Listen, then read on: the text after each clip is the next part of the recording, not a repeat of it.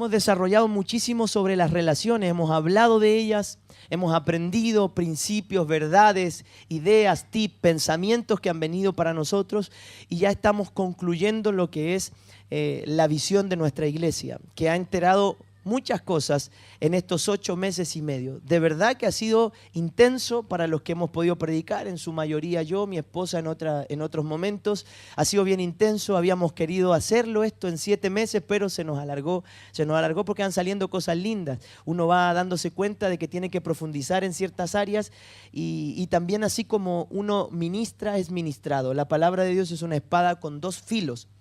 Y que corta hacia allá y corta para acá. Todo lo que de alguna manera queremos enseñar o lo que llamamos atención es para nosotros también, para que usted no cree que lo hagamos de la vereda del frente y que pensemos que nosotros somos los mejores. Simplemente queremos colaborar en que podamos ser todos mejores para el Señor. Y estos principios de las relaciones me han bendecido mucho y la verdad que vivirlos es difícil.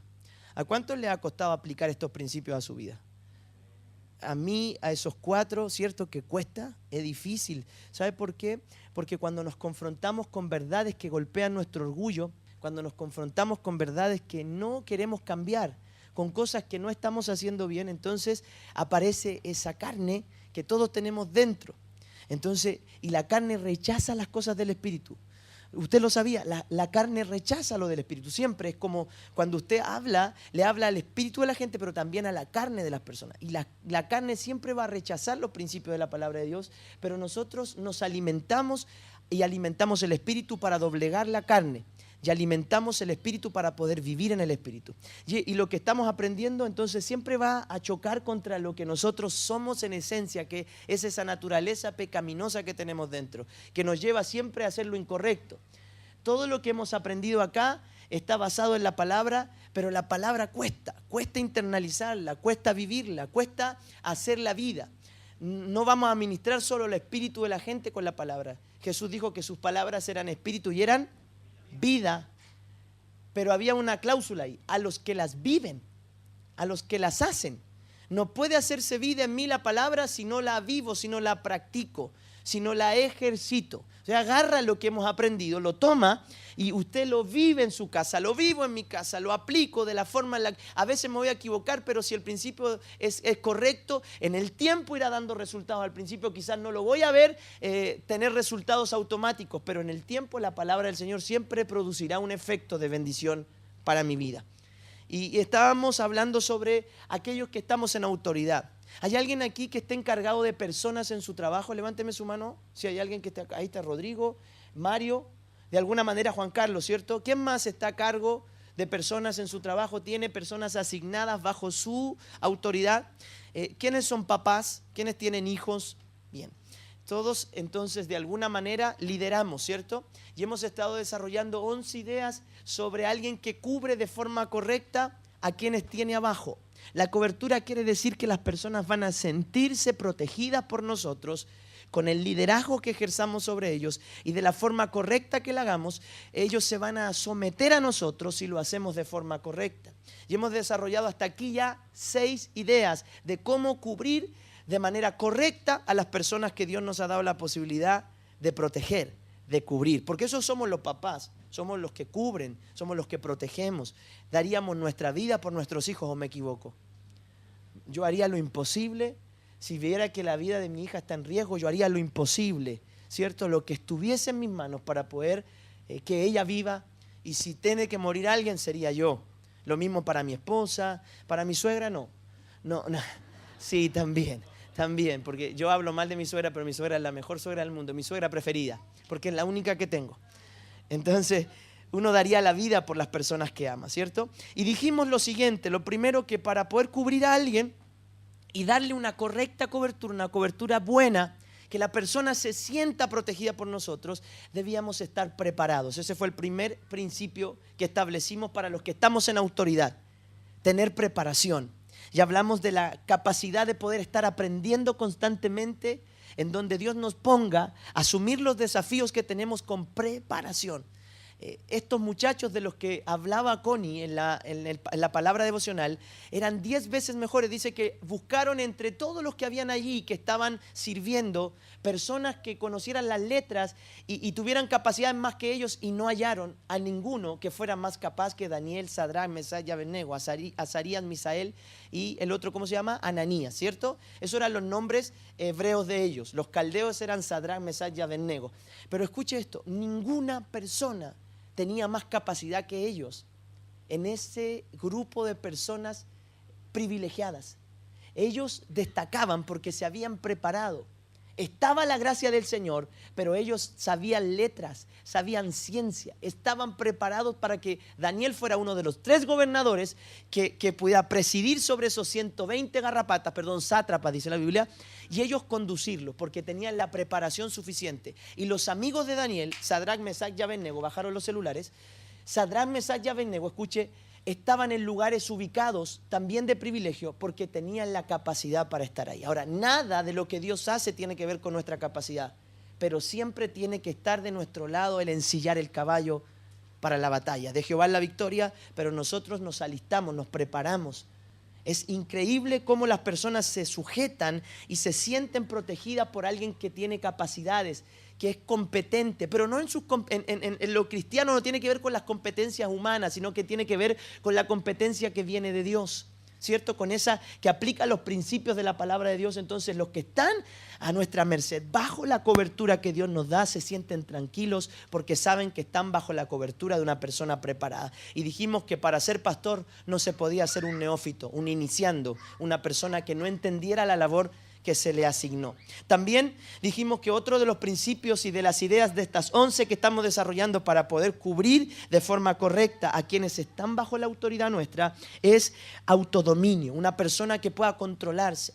Y dijimos que Dios no nos había hecho cobardes, sino que nos había dado espíritu de poder, de amor y dominio propio. La capacidad de poder controlar situaciones, de poder controlarnos a nosotros mismos, porque el que no puede dominarse a sí mismo no puede dominar a otro. Si yo como padre de familia no tengo el control de mi espíritu, de mi vida, de mi cuerpo, voy a perjudicar a los que están bajo mi cobertura, porque ellos serán perjudicados, nuevamente digo, porque yo no me sé controlar. Si yo no me puedo controlar, no podré controlar a mi familia. Y eso usted en cualquier orden de cosas donde esté. Si Dios le dio la oportunidad de asumir una gerencia, le dio la oportunidad de estar encargado de un grupo de personas, ellos tendrán que ver en nosotros un control, un dominio. Eso usted lo va a encontrar en 2 Timoteo 1:7, porque no nos ha dado Dios espíritu de cobardía, sino de poder, amor y dominio propio. Jamás podremos dominar a alguien si no nos dominamos a nosotros mismos. Un mal ejemplo a seguir es una persona que no tiene control de sí mismo. Y la tercera capacidad que tiene que desarrollarse en nosotros para poder ejercer una cobertura correcta sobre otras personas es tener un sentido profundo de justicia, un profundo sentido de justicia, ordénelo como quiera, pero es la capacidad de equilibrar, de tener estándares conforme a la justicia de Dios, no la de los hombres. No como yo creo que hay que hacer las cosas, sino como la palabra de Dios establece. ¿Cuál es la justicia de Dios? Está revelada en su palabra. Aquí está la justicia de Dios. ¿Cómo nosotros tenemos que ejercer justicia conforme a los cánones y estándares que la palabra de Dios ejerce? La Biblia dice, busquen primeramente el reino de Dios y su justicia. ¿Cuál es esa justicia? La que Dios estableció en la palabra. Todo lo que está en la palabra es justo. ¿Alguien puede decir que Dios es injusto? No, la vida es injusta. Yo soy injusto, usted es injusta, las situaciones son injustas, pero diga, Dios es justo. Y en su momento todo se acomodará, todo volverá a su lugar si actuamos con justicia. Un profundo sentido de justicia, de no hacer diferencias, incluso yo hablaba de los padres con los hijos, no hacer diferencias, que ellos no noten diferencias. ¿Por qué? Porque Dios nos tiene que dar la habilidad para poder criar a nuestros hijos con sabiduría, aun cuando ellos son distintos. Pero tienen que haber ciertos estándares para todos los que están en casa que se tienen que respetar, ¿cierto? Un profundo sentido de justicia. A todos nos molestan las injusticias. Y la Biblia dice en Proverbios 29:4 que el reino se afirma con justicia. Si hay alguien que quiere ser rey, pero sigo siendo el rey. ¿Cuántos dicen eso en casa? A ver. Mentira, hermano, la que manda a su esposa. No. Pero si usted quiere ser rey, si quiere cumplir y llenar esa figura de autoridad, porque eso es lo que se está hablando ahí, el rey es una figura de autoridad. tendremos que actuar con un profundo sentido de justicia. Tener determinación, decisión. Pero sea vuestro hablar sí, sí, vuestro no, no. Nadie le cree a las personas cambiantes. O sea, tienen que haber muy buenas explicaciones para poder cambiar algo que uno dijo. Y aún así a veces agravan faltas esas explicaciones. Las personas no van a confiar en los que cambian de ánimo, en los que un día son alegres y al otro día son tristes. No, no, no. Serán inconstantes en todos sus caminos esas personas. Escuchen, no lograremos nada de la mano de la inconstancia. La perseverancia es la que rendirá frutos, la decisión. Nadie va a seguir a un hombre que dude de sus decisiones porque está demostrando inseguridad en lo que está haciendo. Nadie va a seguir a alguien así. Nadie va a poder creer que una persona indecisa lo pueda cubrir. Dijimos también que otra de las 11 ideas que estamos desarrollando es que la persona que está en autoridad y que quiere tener éxito en lo que va a hacer, tiene que planearlo. Tiene que planearlo, y hablamos de la planificación, ¿se recuerda? De ser gente que pueda proyectar lo que quiere hacer y trabajar para que eso se concrete. No solo debemos tener ideas, ¿sabe por qué? Porque yo conozco un montón de genios en potencia que tienen ideas de conquistar el mundo, pero jamás lo pueden hacer concreto, no lo pueden llevar a la práctica. Y así, hermano, yo conozco a mucha gente. A mí me tocó en un tiempo ser un genio en potencia. Yo creía, tenía la idea de cómo había que hacer algo, pero nunca lo llevaba a la praxis. Y ahora la verdad es que estamos aprendiendo muchísimo con la planeación, con lo que estamos planificando para lo que es el Ministerio Internacional Cambio, y estamos trabajando para que eso sea una realidad.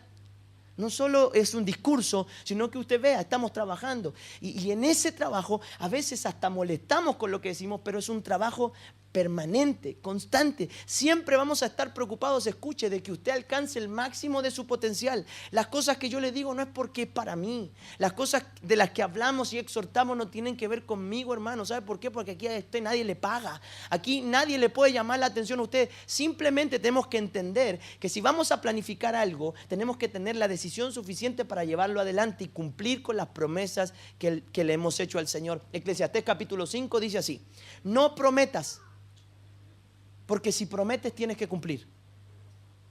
Eclesiastés capítulo 5 llega a la casa y dice que los soñadores, y que yo conozco a varios, siempre hacen promesas, pero nunca cumplen. ¿Y sabe lo que dice? Dice que en los necios abundan los sueños. Pero no está hablando de que no hay que soñar, sino de los que no concretan nada de lo que sueñan. ¿Por qué? Porque no lo planifican, porque no tienen la decisión suficiente para trabajar y hacer que eso sea una realidad. Dijimos que para poder servir y que las personas se sujeten a nosotros y vean en nosotros una autoridad, debíamos trabajar más que los demás. Trabajar más que los demás. Escuche, Jesús trabajaba más que sus discípulos. Cuando ellos iban a buscar para comer, Él se dedicaba a evangelizar, a hablarle a una mujer samaritana. Los discípulos estaban muertos de hambre, escuche, muertos de hambre, y se fueron al mercado, fueron a buscar para comer. Y Jesús seguía haciendo su trabajo, porque alguien es de fiar cuando es trabajador. Alguien que tú miras y dices, oh, este compadre hace la pega.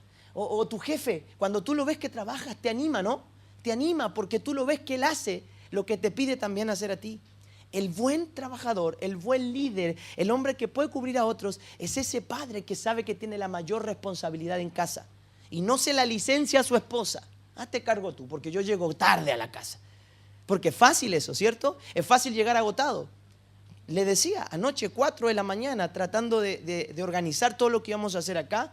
Y escuche, hay que hacerlo y hay que llegar después a las 9 acá y hay que hacerlo porque el Señor está mirando lo que uno hace. Y escúcheme esto, si vamos a trabajar, yo quiero trabajar duro.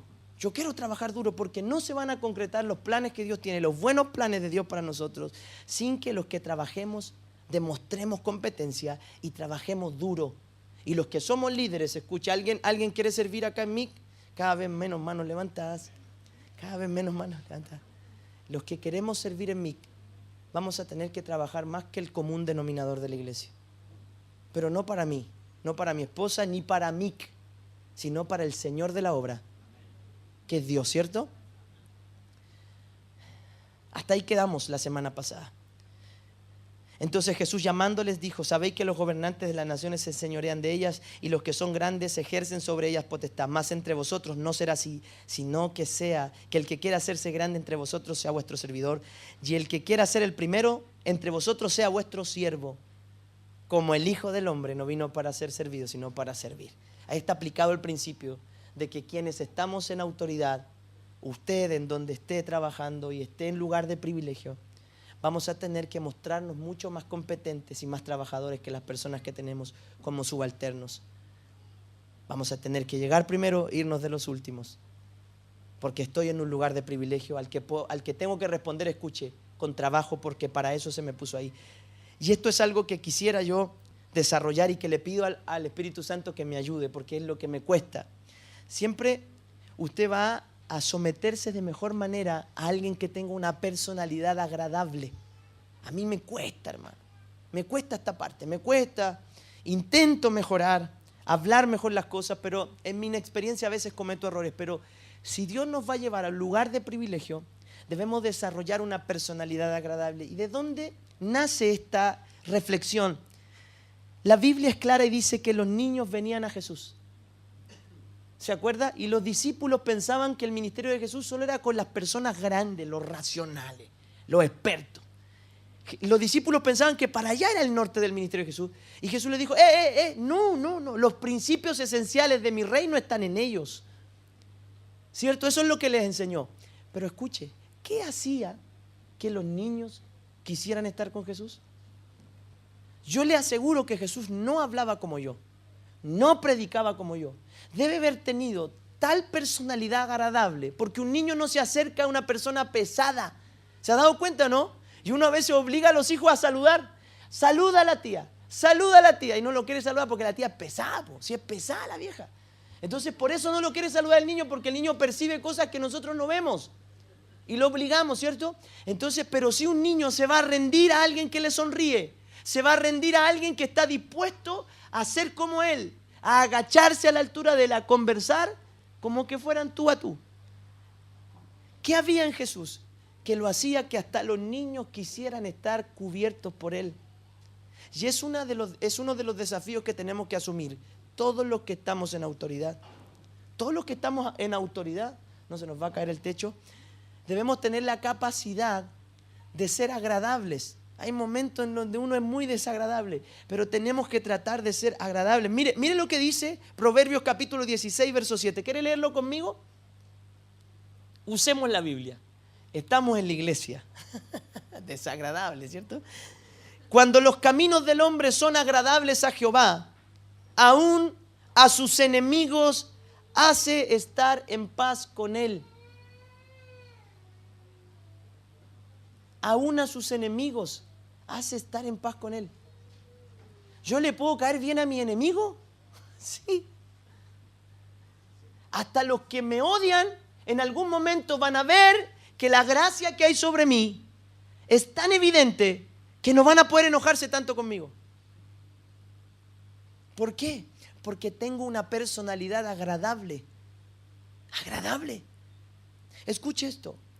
Los fariseos, los saduceos y los escribas eran aclanados, eran grupos selectos, pero aún así hubo algunos fariseos que se acercaron a Jesús para preguntarle cómo era el reino, porque aun cuando para todos los demás era desagradable, la personalidad de Jesús era tan especial que hacía que vinieran de noche a buscarlo, hacía que vinieran de noche, escapándose de todos los prejuicios, porque había una personalidad llamativa y agradable en el Señor. Y todos los que estamos en autoridad debemos luchar por desarrollar esa personalidad agradable. La respuesta blanda aplaca la ira. Cuando a usted le vienen con un golpe en la cara y usted dice, tranquilo, ¿por qué? ¿Qué te pasa? Conversemos. Ya baja las revoluciones de las personas. Eso es porque su personalidad es agradable, sabe reaccionar frente a los inconvenientes, frente a los problemas. Personalidad agradable debe haber en todos los que hacemos la obra de cubrir a otros. Las personas carismáticas, escuche, genuinas, que desarrollan una personalidad agradable, son mejores líderes. Son mejores líderes. La gente sigue a los carismáticos, pero no por el carisma, no solo por eso, sino porque están preparados. Entonces al carisma agreguémosle preparación y vamos a tener un liderazgo tremendo sobre las personas que Dios nos ha dado para cubrir. Personalidad agradable, simpatía. simpatía, comprensión. He aplicado un principio de vida que me ha ayudado mucho. Se lo quiero compartir. ¿Cuántas veces más o menos usted calcula que yo espero para llamar la atención a alguien por algo? 3 veces. ¿Se ha dado cuenta usted? 3 veces. 3 veces. Marga se dio cuenta. Yo espero 3 veces. Porque en 3 veces usted demuestra una conducta. 3 veces. Con 3 veces uno demuestra áreas que no está llevando correctamente. Entonces, si yo voy a la primera, usted se va a molestar. Pero siempre le voy a decir las cosas a la tercera vez. Para que dentro de la primera y la segunda usted se dé cuenta y no llegue al momento molesto de tener que llamarle la atención. Me llamaban mucho la atención cuando era pequeño. Mucho, mucho, mucho. Y a veces era hasta desagradable. ¿Sabe por qué? Porque ya no había posibilidad de que yo cambiara. Porque lo primero que yo hacía, ¡pum! Pero no. Tengamos la capacidad de dar la oportunidad unas cuantas veces a las personas. ¿Por qué? Porque tenemos que comprender primero las situaciones. Tenemos que comprender primero las situaciones. Ahora, cuando ya hay reiteradas situaciones en alguien, cuando es algo que se repite una y otra vez, entonces el líder también tiene que tener la capacidad de acercarse con simpatía y hablarle a la persona de aquello que ve que hay debilidad. ¿Por qué? Porque yo no soy líder sobre alguien solo para ser admirado. Por eso no me gusta y no es lo que me llena que usted venga a decirme, oh pastor, qué lindo lo que hace.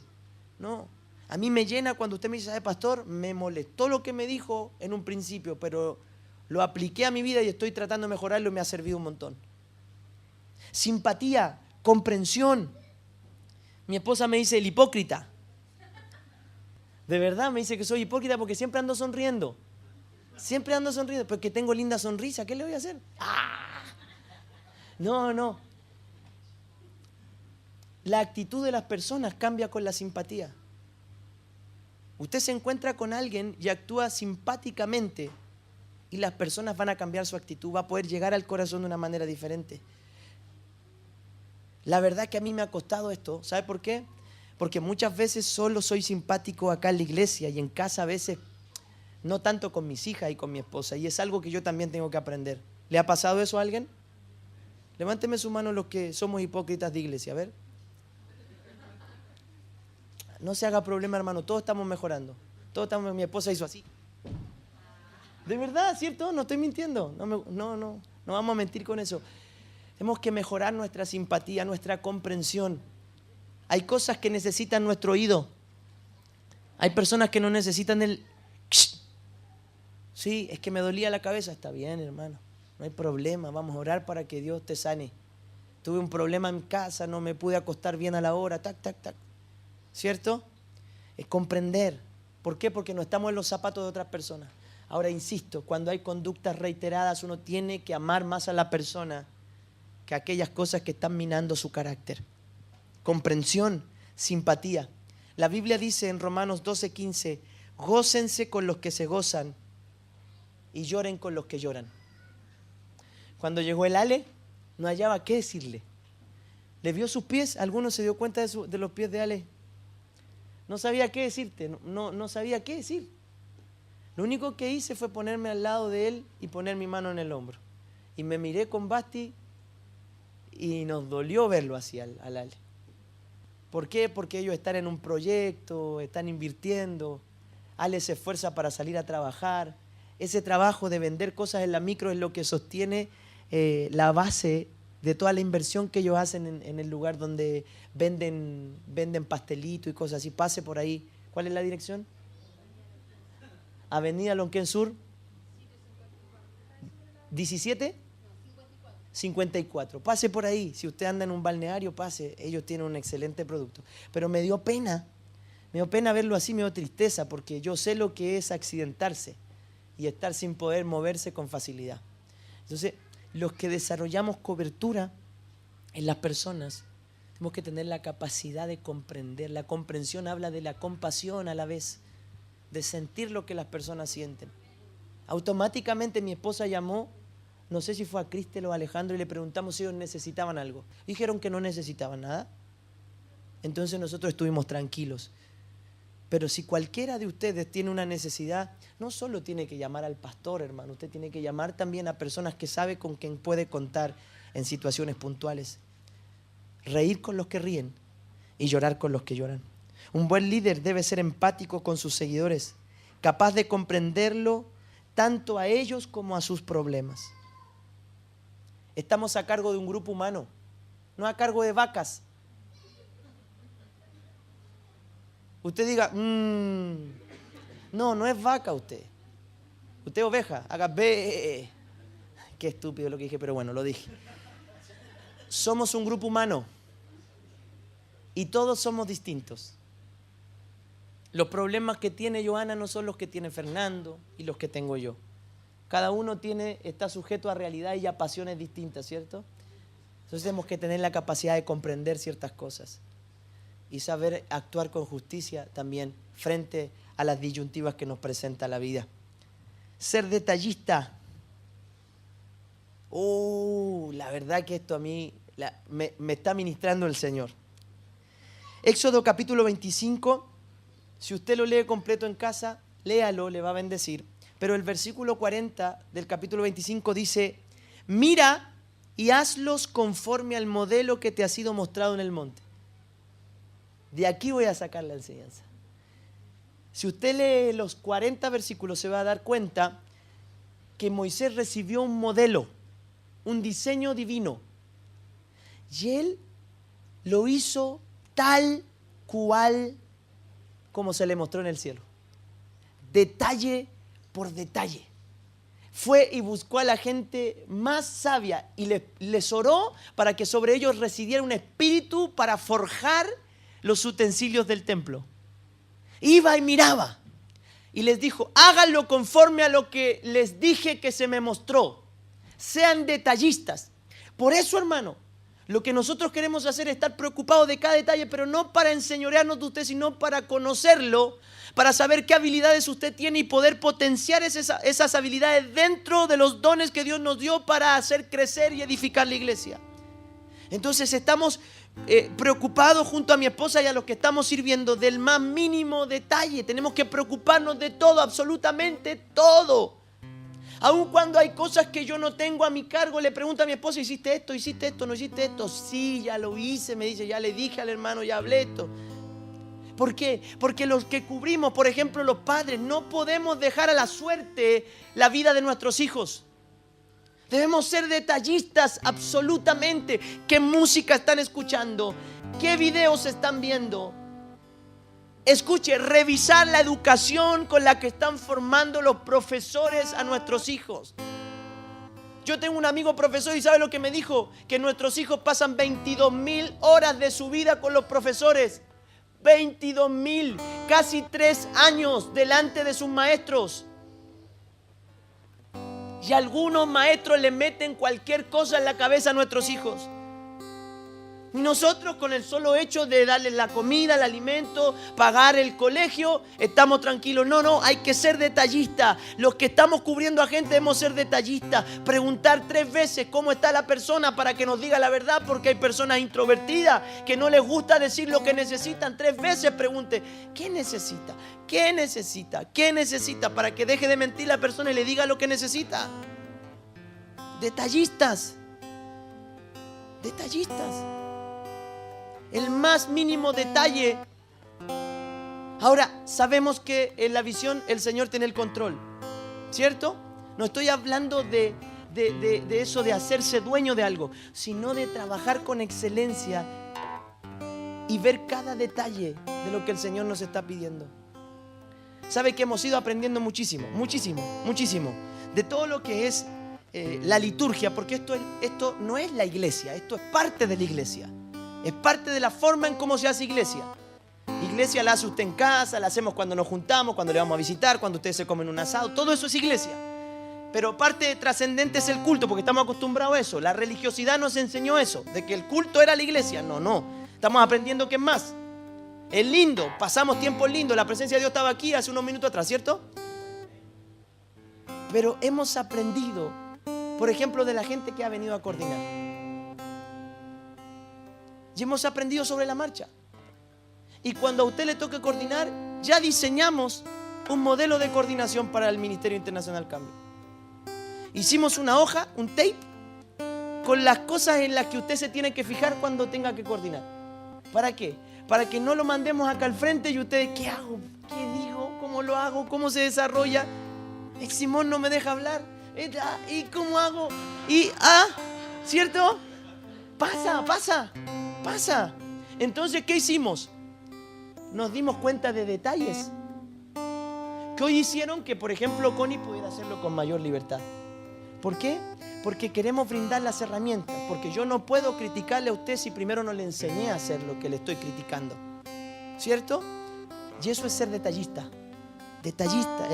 Ser rigurosos en lo de Dios. Dios no nos da nada así por lo que salga. Ahí te van unas 5 lucas. No. Dios nos provee de todo lo que necesitamos para el mes. Detalladamente. ¿Cierto? Todo, detalladamente. Dios es un Dios de detalles. Y así le hizo construir los utensilios del templo, el arca del pacto. Le dio detalles. Y si algo no quedaba conforme al diseño, Dios no lo podía ungir para ser usado santamente. Y ya estoy terminando con esto.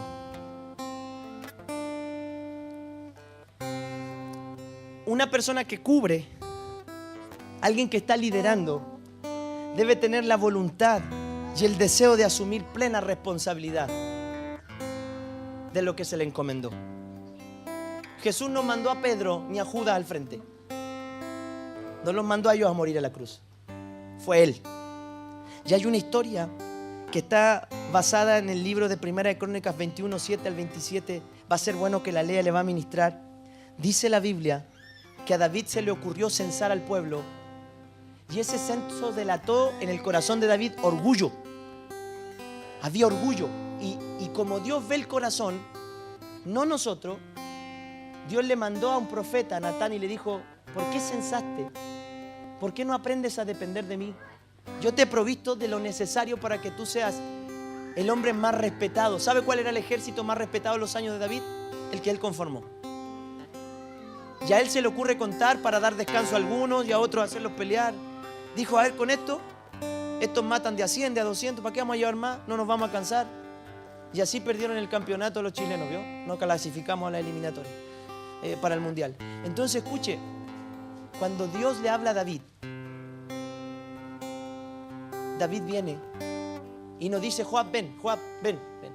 Tú me dijiste que no fuéramos a pelear. No llama a ninguno de sus generales, a ninguno de sus hombres de guerra. Dice que delante del Señor le dice: tengo plena responsabilidad. Tengo plena responsabilidad. Yo les contaba la historia de cuando mi papá me hizo apagar la lluvia. ¿Se recuerdan? Él fue conmigo hasta allá. Y estuvo conmigo pasando vergüenza. Porque él era mi papá. Y tenía que acompañarme. ¿En cuántas ocasiones hemos dejado solos a las personas que cubrimos? Y eso daña, hermano. Hay personas que se sintieron solas en sus liderazgos. Fueron dañados porque los abandonaron. No los cubrieron, no asumieron la responsabilidad. Porque al que más se le da, más se le demanda. Va a venir el Señor, ¿ya? Hagamos la cuenta, viene el Señor. Viene el Señor y vamos todos para arriba, ¿cierto? Vamos todos para arriba. Y a mí me van a llamar y me van a decir: oye, y eso, y esto, ¿por qué esto? A ver, déjeme preguntarle al hermano tanto. No, tú eres el responsable de esa congregación. La actitud de David nos enseña que los que estamos en autoridad debemos aprender a asumir incluso los errores que cometen nuestros subalternos que están a cargo nuestro. No, es que sabe que este que trabaja conmigo, él se equivocó. Y usted el jefe, suena lindo eso. Vamos a trabajar. Asumimos como equipo el error que cometimos. Eso es difícil, pero eso provoca en las personas el sentirse cubiertos de manera correcta. ¿Se acuerda del samaritano? El samaritano que encontró en el suelo a una persona y dice que lo tomó y lo llevó a un mesón. Y escuche lo que hizo, no solo lo salvó y lo dejó en un refugio seguro. Él dijo, yo me voy a ir, cúrenlo, aliméntenlo. Cuando yo vuelva, voy a pagar por él. ¿Qué culpa tenía él de los ladrones que lo dejaron así? Nada, pero tuvo la capacidad de asumir responsabilidad incluso de cosas que para él no eran su culpa. No, y los pastores somos así a veces, ¿eh? Yo voy a hablar de los pastores porque yo soy pastor. No, si el hermano no tiene nada que ver conmigo el hermano. Y es parte de nuestra iglesia. Qué terrible es que los pastores abandonemos a nuestros hijos espirituales. Los dejemos a la suerte, a lo que venga. Pero no solo va el llamado de atención para mí como pastor. A veces nos despreocupamos de nuestros hijos. A veces nuestros hijos se equivocan con errores groseros. Pero escuche esto, no dejan de ser nuestros hijos. Y papá tiene que poner también el pecho ahí por sus hijos. Está bien, se equivocó, que la persona diga que se equivocó, sí se equivocó, pero hasta ahí, hermano, es mi hijo. Es mi hijo. Y si te metes con mi hijo, te metes conmigo. Usted ya lo corrigió, por supuesto, hay que corregir a los hijos cuando no se portan bien. Pero hasta ahí, hermano, hasta ahí. Ahora me toca como padre levantarlo de la desesperación que provoca cometer un error. Sus hijos se equivocan y les duele. No es una... ¿Saben que le fallaron a papá? No los abandonemos. Asumamos parte de nuestra responsabilidad. Porque estamos para cubrir gente. Y lo último, para completar los 40 minutos exactos. Estoy joven. ¿Vio cómo subí? Cooperemos, seamos gente cooperadora, facilitadores. No hagamos difíciles las cosas, facilitemos. No llegó el hermano que tenía que abrir la puerta, la abro yo. No llegó el hermano que tenía que barrer, barro yo. Coopero, facilito. No lo voy a esperar hasta que llegue, para que el culto empiece tarde y todos sepan que el hermano no llegó. No, cooperación, facilitadores. Gente que pueda de alguna manera hacer que los errores se reduzcan en su visual. Reducir los márgenes de los errores. El líder que es exitoso, la persona que está sobre otros, comprende y aplica el esfuerzo del principio y de la cooperación. Es capaz de inducir a otros a hacer lo mismo que él. ¿Se acuerda que Moisés estaba superado? Superado por las labores del pueblo, de juzgar al pueblo. ¿Sabe lo que hizo él? Siguió el consejo de su suegro, de poner a 70 hombres sobre los que él pusiera su espíritu, derramara su espíritu sobre ellos. Oró, los ungió y los puso a legislar, los puso a escuchar los problemas. Y escuche, los problemas más difíciles los tenía Moisés, pero también hizo parte a otros.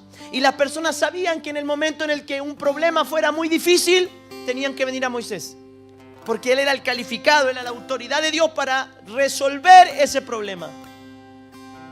Pero que había un espíritu de cooperación, porque todos querían un bienestar, todos querían un bien común, que el pueblo estuviera libre de culpa, de falta, de errores, de problemas.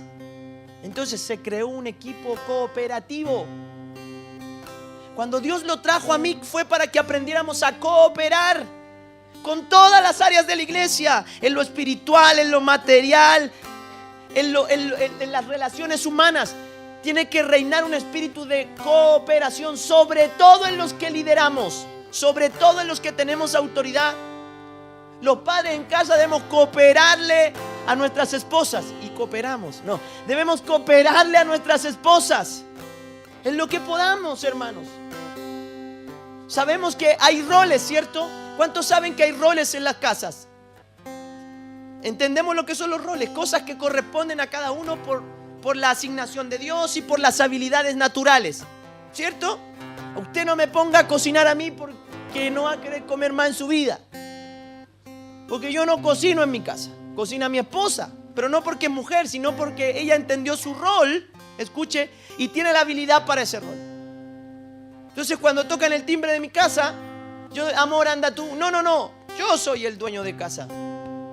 Entonces, si salgo yo, la gente se asusta porque soy imponente. Mire el porte que tengo. No, pero mi esposa sabe que si viene una persona, por ejemplo, a poner algún problema por algo, yo voy a saber conducir la conversación para poder tranquilizar a la persona. Mi esposa se pone más nerviosa con eso. Pero tiene que ver con roles. Tiene que ver con roles. Y con la cooperación para que la familia pueda vivir en paz. Todos los que estamos en autoridad debemos ser gente cooperadora, facilitadora. No hacerle la vida imposible a la gente. No hacerle la vida imposible. Cooperar para que ellos puedan desarrollar el potencial que, escuche, por gracia Dios nos dio la posibilidad de cubrir. Estamos muy agradecidos de las habilidades que Dios le ha dado a usted. Muy agradecidos, de verdad. Creemos que en nuestra iglesia hay gente con habilidades tremendas. No se apaga mi ahí está. Y queremos crear las formas, queremos crear las maneras para que con un sentido de cooperación eso pueda tener un mayor efecto sobre la iglesia. Cooperación. 11 principios, verdades, pensamientos que nos harán cubrir de mejor manera a quienes tenemos bajo nuestra autoridad. Todos lideramos en algún sentido. Hasta sus hijos pequeños, estando en un curso con compañeritos, estando a la par, si ellos son cristianos, van a tener la posibilidad de liderarlos en las cosas del Señor. Así que si ellos tienen que aprender, nosotros también tenemos que aprender. ¿Puede cerrar sus ojos ahí donde está? Por favor. Gracias, Espíritu Santo, porque tú nos estás ayudando a crear la cultura de la iglesia. No son ideas nuestras, de algún hombre. Recuerdo cuando me empezaste a hablar de esto, Señor. Yo lo leía y nunca pensé que iba a tener el efecto que he visto, Señor, en estos días, en cada uno de nosotros. Pero te agradecemos, Señor, porque un pueblo sin visión se pierde, se desenfrena y se descarría. No puede alcanzar dimensiones, no puede llegar a otros niveles cuando no hay visión. Y tú nos diste una visión desde el principio, Señor.